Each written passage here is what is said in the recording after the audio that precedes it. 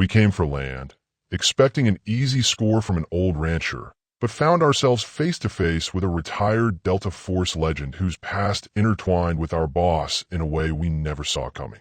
What will Carmine do when he hears the truth Elias has been keeping about his brother? The old car smelled like stale smoke and cheap air freshener. Dust devils danced outside the windows as Vinny drove, his knuckles white on the wheel, even though the road was straight and empty. I just watched the endless brown fields roll by. Carmine gave us the address on a crumpled piece of paper. "Just lean on him," he grunted, stuffing a few bills in Vinny's hand. "Old guy, run the ranch. Wants him to sell. He's being difficult. Make him see sense." "Easy money," Vinny had said. A nice drive in the country. My stomach twisted a little, though. The country always felt too quiet, like something was waiting just under the surface. We drove for what felt like forever. The city disappeared behind us, then the small towns, then just nothing. Just land and sky. Vinny hummed some annoying tune under his breath, tapping his fingers. He was always like that, trying to seem cool and tough. He wore a leather jacket, even though it was pushing 80 degrees. Said it completed the look. I wore a t-shirt. My look was just trying not to sweat too much. "Almost there," Vinny said, pointing at a sign that was mostly faded. "Says Miller Road. Carmine's guy said it's the big one at the end." We turned onto a dirt road that was even dustier than the main one. The car bounced and rattled. The ranch house showed up after a few miles, small at first, then getting bigger. It wasn't some fancy spread you see in movies, just a plain house, a barn that looked a little saggy in the middle, and a corral with a few horses. No fancy gates, no guard dogs barking their heads off. Just quiet. Too quiet. The kind of quiet where you can hear your own heartbeat, loud in your ears. I looked around. The sun was starting to dip, painting the sky in orange and purple. Looked nice, but it felt wrong being here. Like we didn't belong. Like this place had its own rules. "See? Nothing to it," Vinny said, pulling the car to a stop near the house. He killed the engine, and the quiet rushed back in. No city sounds, just the wind and the buzzing of bugs I couldn't even see. Vinny grabbed the crowbar from the back seat. He liked to bring it along. Said it made people more cooperative. I just zipped up my jacket pocket, feeling the weight of the little something I carried. Just in case. "All right, Sal," Vinny said, grinning, that nervous edge still in his eyes if you look close. "Showtime." We got out. The air felt different out here, cleaner maybe, but also heavy. I looked at the house. Windows were dark. Didn't look like anyone was home, but the car was parked by the barn. Vinny led the way, walking with a bounce in his step that didn't feel real. He was putting on a show, for me, for himself. I followed a few steps behind, scanning the property. Nothing moved. No curtains twitched. It was like the whole place was holding its breath. My skin crawled. This was too easy, which usually meant it wasn't easy at all. We walked up to the porch. Old wood, creaky under our cheap shoes. A couple of worn-out chairs sat by the door. Everything looked old, used but cared for. Not run down. Just lived in.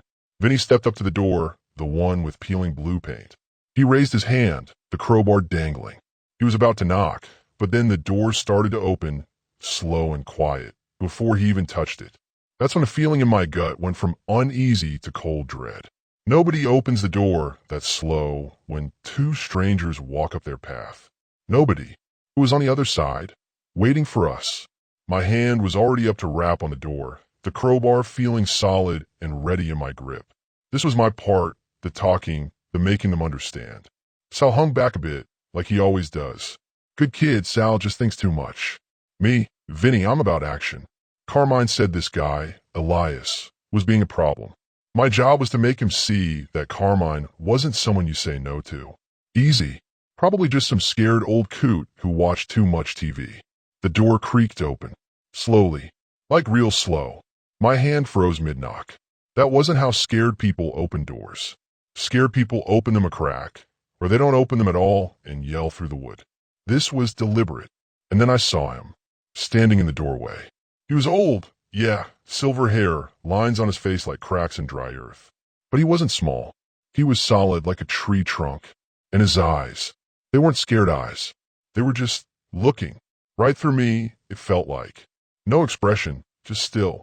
like a statue but alive. It was unsettling. "Hey, old man," I started, putting on my tough voice. Tried to grin, but it felt wobbly. "Heard you own this place. Nice spread." He didn't say anything, just kept looking. Didn't move a muscle. Didn't even blink, I don't think. It was starting to mess with my head a little. Was he deaf? Was he just stupid? "We're here for Mr. Carmine," I said, louder this time. Thumped the crowbar against my leg. Just a little, to make a point. "Mr. Carmine's interested in buying your land. He made you an offer." Still nothing. Just those eyes. Like deep water you can't see the bottom of. It was getting under my skin. Nobody just stares. Nobody. "Look," I said, my voice losing some of its toughness, getting a little sharp instead.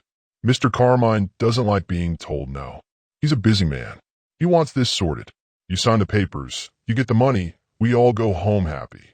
I took a step closer, tried to puff out my chest. "Or things get messy. You understand." He finally moved. Not a flinch, not a step back. Just a slow tilt of his head, like he was listening to something far away. Messy. His voice was quiet, real quiet, but it wasn't shaky. It was smooth, like river stones. It didn't sound old. It sounded like, well, I didn't know what it sounded like, but it wasn't right.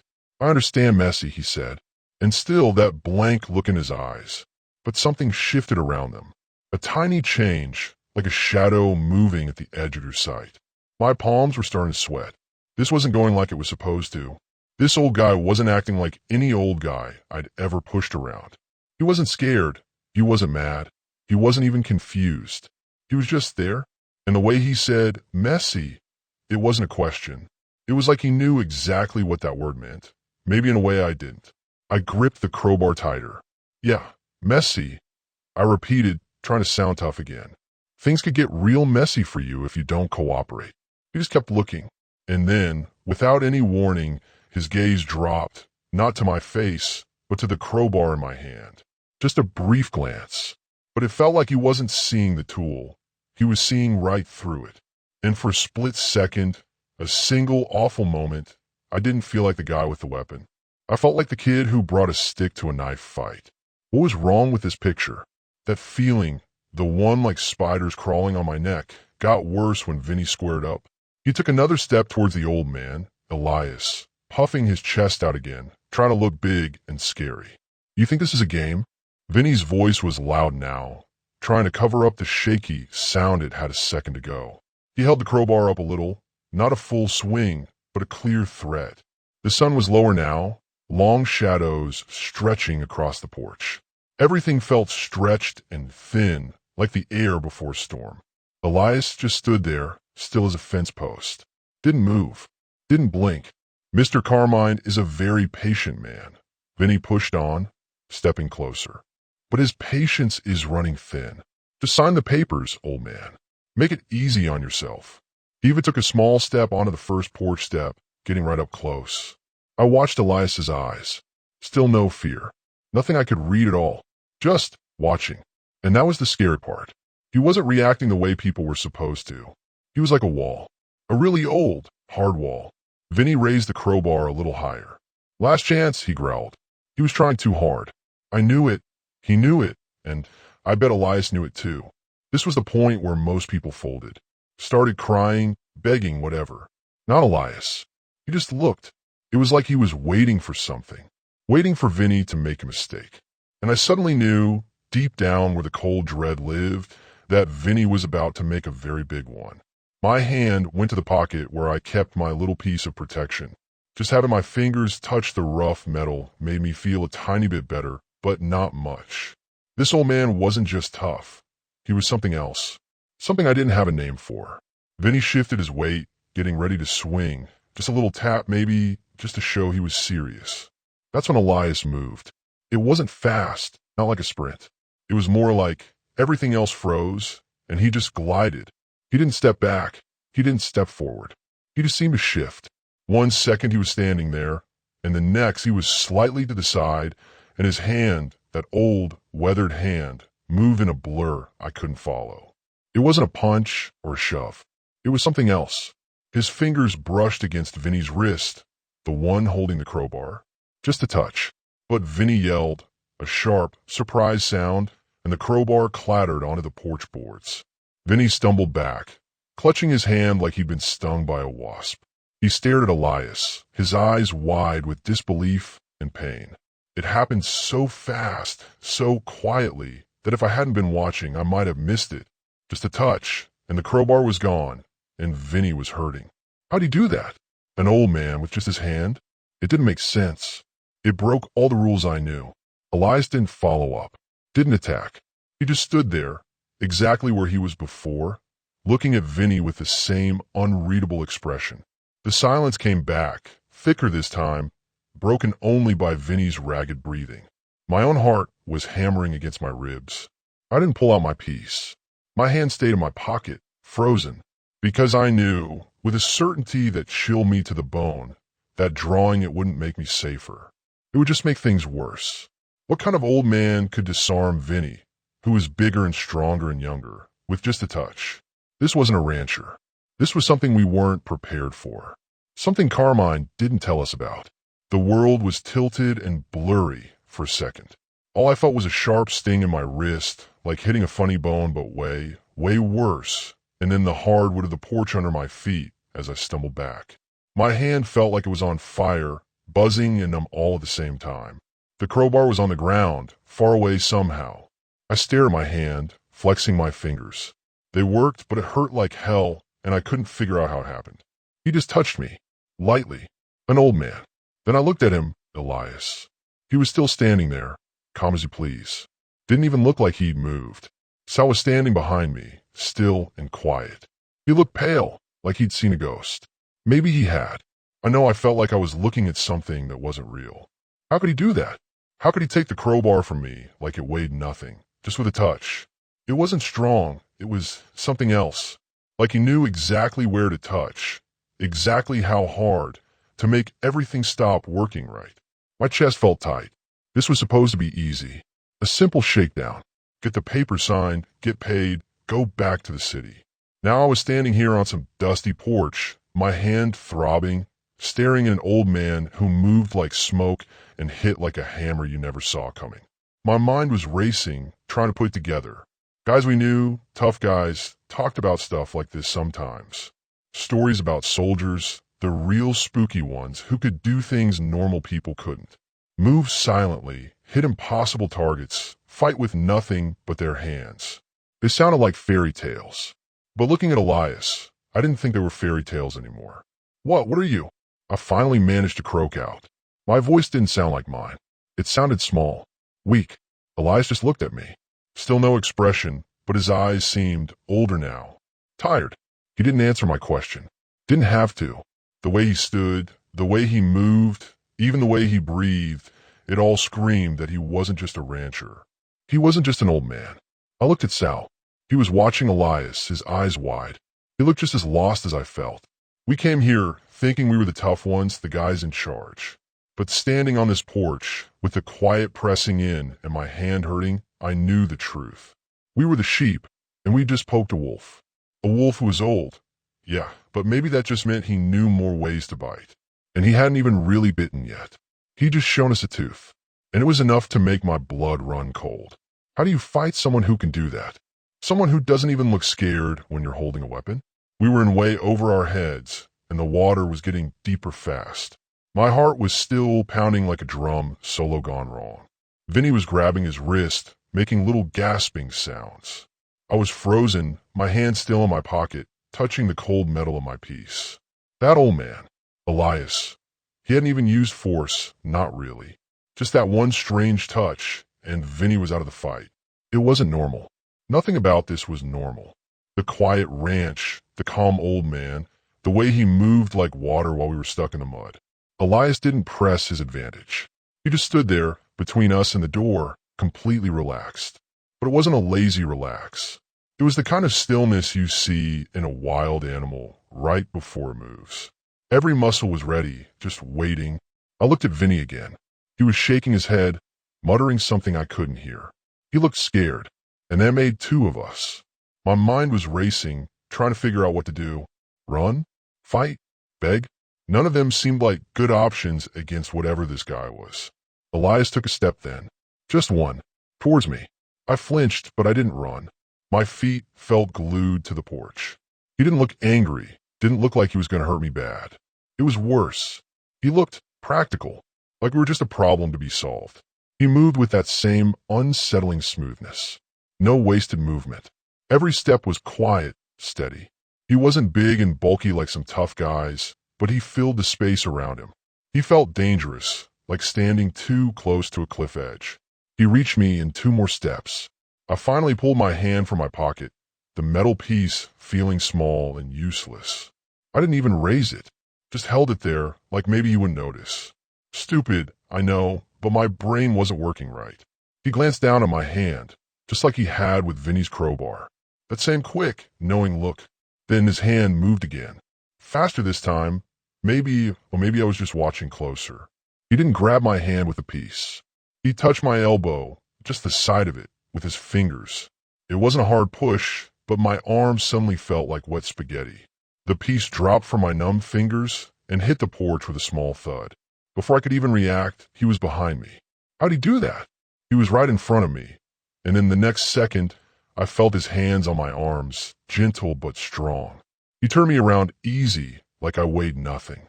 My back was to the house now, facing Vinny. Vinny was staring, mouth open. Elias didn't tie us up right there. He just held my arms, keeping me steady while he spoke. His voice was still quiet, but there was a new edge to it. Authority. Inside, he said. Not a question, a command. Vinny seemed to snap out of it. He looked from Elias to the open door, then back at me. He still looked scared, but he picked up his crowbar, slowly, like it might bite him. Elias let go of me, and I could move again, but my arms still felt weird. He gestured towards the door with his head. We walked inside. The house was simple, clean. Smelled like with smoke and something else, something earthy. Elias closed the door behind us. Quiet click of the lock echoing loud in the sudden quiet of the house. He didn't rush us, just pointed towards the living room. A couple of old chairs, a simple table. Nothing fancy. He told us to sit down. We did. My legs felt weak anyway. Elias went over to a cabinet, took out some rope. Not thick stuff, but looked strong. He came towards us. He wasn't smiling. He wasn't frowning, just doing what needed to be done. And I knew, sitting there, watching him, that we hadn't just messed with a rancher. We had stumbled into something much bigger, something that had followed this man all the way out here to the quiet country. Who was he, really? My wrist still ached, a dull, deep pain, and my head hurt, trying to understand what happened. We were tied to chairs in the living room. Not tight enough to cut off blood, but tight enough we weren't going anywhere. My hands were tied in front of me. Vinny's were too. It was humbling, being tied up by an old man on his own porch. Elias was moving around the room, slow and calm now that we weren't trying to threaten him. He picked up my piece from the porch, came back in, looked at it for a second, then put it on a shelf high up, out of reach. He did the same with Vinny's crowbar, like he was putting away toys. He didn't look at us much. Walked over to a sink in the corner, filled a glass with water, drank it slow. We just watched him. What was he going to do? Call the cops? Didn't seem like his style. Hurt us? He could have done that easy outside. Kill us? The thought made my stomach clench. But he didn't act like a killer. Not a mean one, anyway. He just acted tired, like this was a bother. After he finished his water, he finally looked at us. Really looked. His eyes weren't ice chips anymore. They just looked sad. That threw me even more than him disarming me. Sad? Why would he be sad? He had us, the guys who came to mess with him. You work for Carmine? He asked. His voice was quiet again. Yeah, I mumbled. What else could I say? He nodded slow. Figured. He walked over to the window, looked out at the setting sun. The sky was a fiery orange now. Beautiful, but I couldn't enjoy it. Carmine sends kids to do his dirty work now, he said, more to himself than to us. He sighed a long, heavy sound. He's changed. Changed? Carmine was always Carmine. Tough, demanding, didn't care who he stepped on. You know Carmine? I asked, surprised. Elias turned back from the window. A small, humorless smile touched his lips. We go way back, he said. He walked over to a different shelf, pulled out a small wooden box. He ran his fingers over it. Didn't open it. Long before he was Mr. Carmine, he said. He looked at the box, then back at us. Before he lost his brother, my blood ran cold again, but for a different reason this time. Carmine's brother, Marco. Nobody talked about Marco. He died years ago, supposedly in some accident far away. It was a touchy subject with Carmine. How did this old rancher know about Marco? And what did he mean before he lost his brother? Elias looked from a box to my face. You know about Marco? He asked. A little, I said. Carmine doesn't talk about him. Elias nodded. No, he said softly. He wouldn't. He paused, the quiet of the house pressing in again. Then he said something that made my head spin. Tell Carmine, he said, his voice clear now, firm. Tell him Elias says. Tell him I buried Marco myself. My eyes widened. Buried him himself? Marco died thousands of miles from here. And who was Elias? Not just a rancher. Not just some tough old guy. He knew Carmine. He knew Marco. And he buried him? The shock of being captured was bad, but this felt like the ground was shifting under me. What kind of connection did this quiet, deadly man have to Carmine's dead brother? And what did it mean for us? My brain felt foggy, like static on a bad radio. He buried Marco? I stared at Elias, still tied to the chair. It didn't make sense. Marco, Carmine's brother, died overseas. The story was he was gone, end of it. Nobody from the family was there. How could this rancher have buried him? Elias finally opened the small wooden box he'd shown us. Inside, on a piece of old cloth, was a shiny metal coin. Looked heavy, and next to it, a folded piece of paper, yellow with age. He didn't touch the paper, just the coin, rubbing his thumb over it. We were in the same unit, Elias said, his voice even quieter now, like he was talking about a secret. Went through hell together, Marco and me. He was the best of us. Always looked out. Had my back more times than I can count. He looked at the coin. Took this off of myself. His lucky coin. My eyes flicked to Vinny. He was watching Elias too. His usual tough guy looked completely gone, replaced by just listening. Elias looked up, his gaze drifting somewhere past us, maybe back to that time. They don't tell the truth about places like that, he said, or about the men who go there. We weren't just soldiers. We were something else. Trained to go where others couldn't. Do things others wouldn't. Get in, get the job done, disappear. He paused, that sad look back in his eyes. They called us Delta. The word hung in the air. Delta. I'd heard that name before. Whispers. Legends. Soldiers who were more like ghosts, more like machines. Trained to kill. To survive anything. It clicked into place then.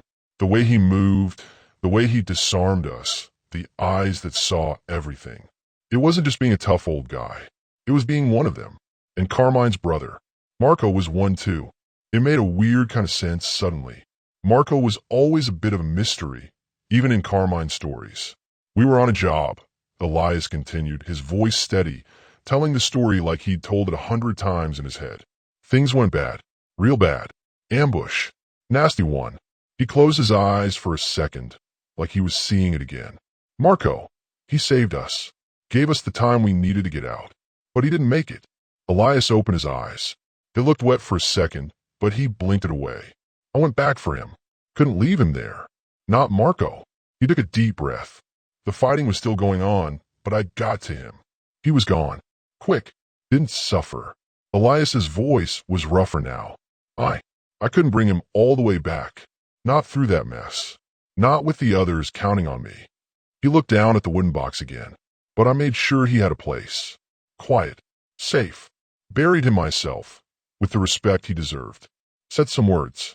He touched the folded paper. He had this on him. Started writing it before we went out. A letter. He looked at the letter like it was made of glass.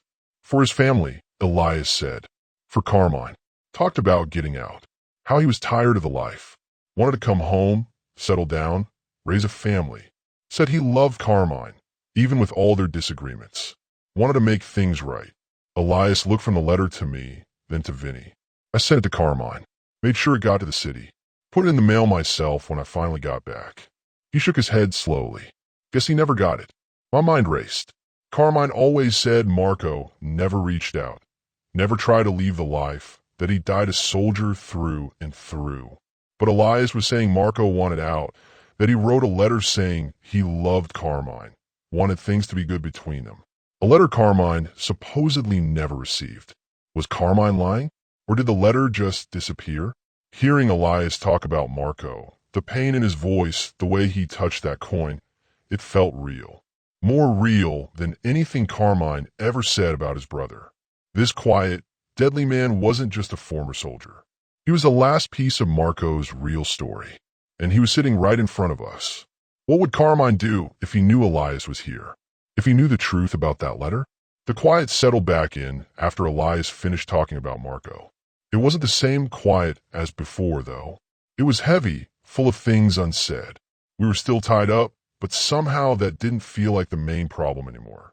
My head was buzzing with the story. Marco, Delta, the letter, Carmine. It was like finding out everything you thought you knew was built on sand. Elias put the wooden box back on the shelf. He didn't look at us for a long minute, just stood there, looking out the window again at the dark sky. Finally, he turned. He walked over to me first. I flinched a little, even though he didn't look angry. He knelt down, his movements still smooth and easy, not like someone his age. He started untying the ropes around my hands. They were tight, and my wrists felt stiff. He was careful, though, didn't just yank them. You boys got caught up in something that ain't yours, he said, his voice low. Shouldn't have come here. He finished with my hands, then moved to my feet. The blood rushed back in, pins and needles poking everywhere. It hurt, but it felt good to be free of the ropes. He moved over to Vinny next, started untying him. Vinny watched him, his eyes still wide. Didn't say a word. I rubbed my wrists, trying to get the feeling back. I looked at Elias. He was just an old man again from the outside. But knowing what he'd done, who he knew, it changed everything. He finished untying Vinny, and Vinny did the same as me, rubbing his wrists, looking bewildered. Elias stood up. He looked at us both. Get in your car, he said. Go back to the city. He walked over to the shelf where he put our stuff. Picked up the piece, my little gun. Looked at it for a second, then put it back down. He picked up Vinny's crowbar. Leave this, he said. You won't need it. He put the crowbar back. It felt weird leaving it behind, like leaving part of our job here. But I didn't argue. He walked us to the door. Didn't rush us. The air outside was cool now. The moon was starting to come up. Tell Carmine what I told you, Elias said, standing in the doorway. About Marco. About the letter. Tell him Elias is still here. And I remember, his eyes met mine for a second. There was a warning there, clear as day. But there was something else too. A deep sadness. We walked to the car, not running, but not slow either. Just moving, like we were in a dream. Got in the car. It smelled like stale smoke and freedom. Vinny fumbled with the keys, started the engine. The car coughed to life. We pulled away from the house, turning around in the dusty yard. I looked back at the porch. Elias was still standing there, watching us go. A lone figure in the moonlight. As we drove down the dirt road, the dust following us like a ghost. Neither of us said anything for a long time. Vinny was driving slow, careful. The silence in the car was different from the silence of the ranch. It was our silence, full of everything that had just happened. Finally, Vinny spoke. Marco. Delta, he mumbled. Carmine's brother? Yeah, I said, my voice quiet. Elias, he was one of them. I thought about the letter, about Marco wanting out, about Carmine saying he never heard from him. He buried him, Vinny, with his own hands. The weight of it sat between us. We came here to scare an old man for Carmine. We left with the ghost of Carmine's brother and the knowledge that the quiet rancher was more dangerous than anyone we'd ever met. What were we going to tell Carmine? How do you tell the boss that you mess with a ghost, and that the ghost knows his deepest secret? The ride back to the city felt a lot longer and a lot colder than the ride out.